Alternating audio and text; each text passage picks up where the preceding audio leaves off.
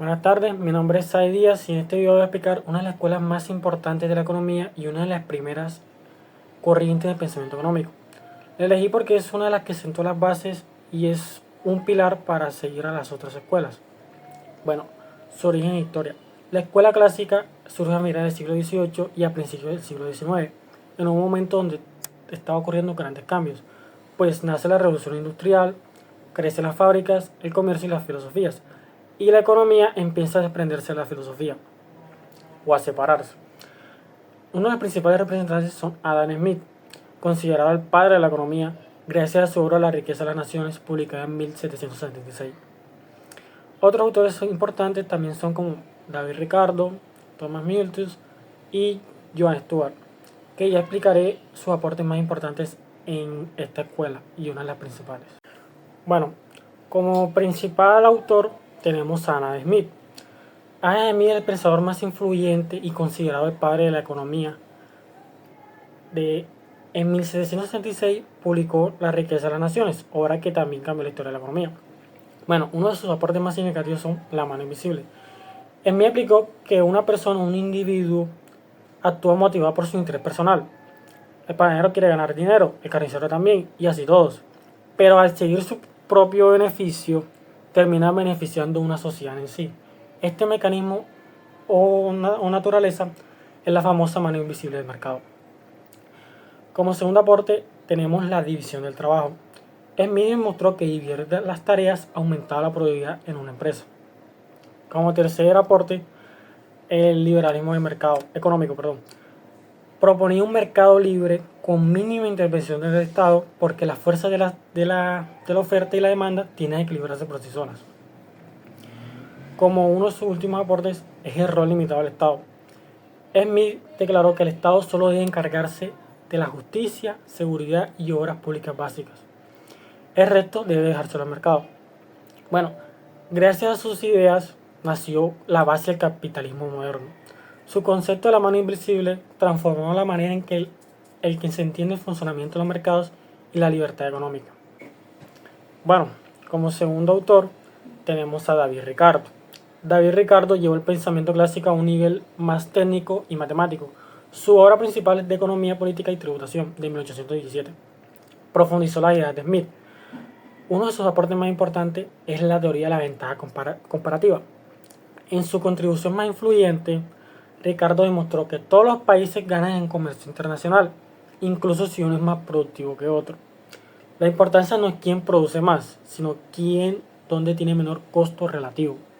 Un ejemplo de eso es Portugal. Portugal es mejor en vinos y telas, Inglaterra es peor en ambas. Aún así, Inglaterra debe especializarse en telas y Portugal en vinos, y así ambos ganan intercambiando.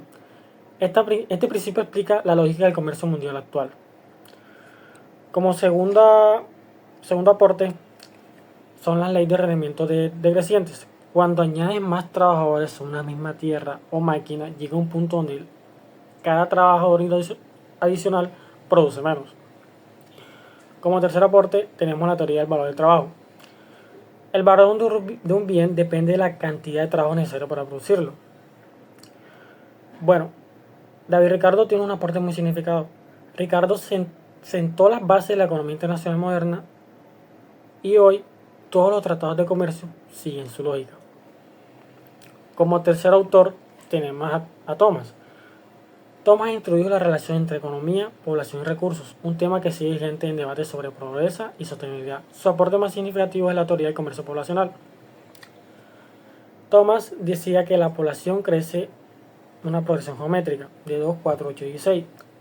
Los alimentos crecen más lento, crecen de 1, 2, 3, 4. Eso genera presión sobre los recursos, pobreza y hambre si no se controla. También dijo que si los salarios suben muchos, las familias tienen más hijos, aumenta la población y caen los salarios. Este ciclo explica la pobreza persistente. Bueno, sus reflexiones sobre la relación entre pobreza y recursos iniciaron que la economía empezara a considerar los límites naturales y los problemas de crecimiento acelerado. Bueno, como cuarto autor tenemos a John Stuart. John Stuart perfeccionó el pensamiento clásico e introdujo una visión más humana. Su aporte más significativo significativo es el integro de la economía y la ética. Mill afirmó que la economía no solo se estudia la producción, sino también el bienestar humano.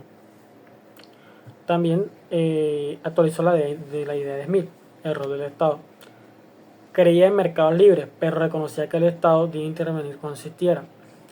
En estos casos, en la desigualdad extrema, abusos de poder y falta de educación, hay también pobreza estructural. La libertad individual, como tercer aporte, defendía la libertad como valor central en la economía y la política. Bueno, las ideas de John Stuart, sus ideas combinaron la economía y justicia social, lo que llevó a pensar la libertad económica junto con el bienestar de la sociedad. Gracias a él empezó a discutir el papel del Estado en mejorar la calidad de vida. Bueno, como último autor tenemos a Say. Say aportó una idea de macroeconomía que perduró por más de un siglo.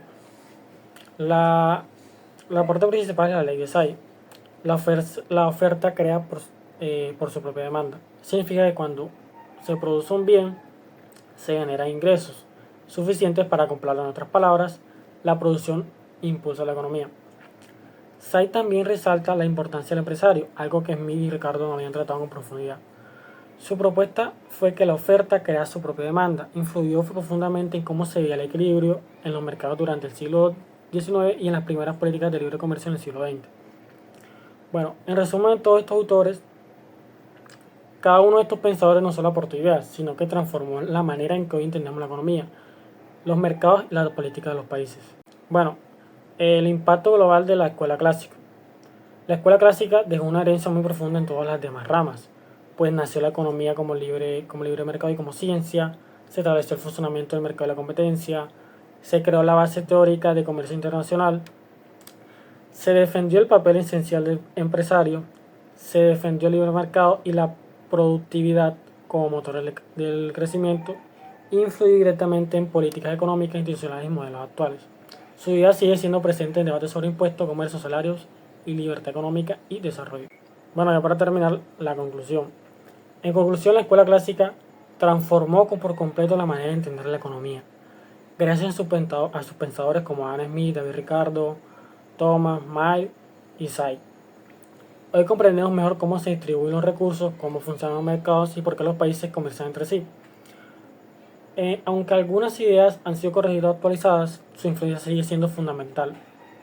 Por eso estudiar esta escuela es esencial para entender el pensamiento económico moderno. Muchas gracias.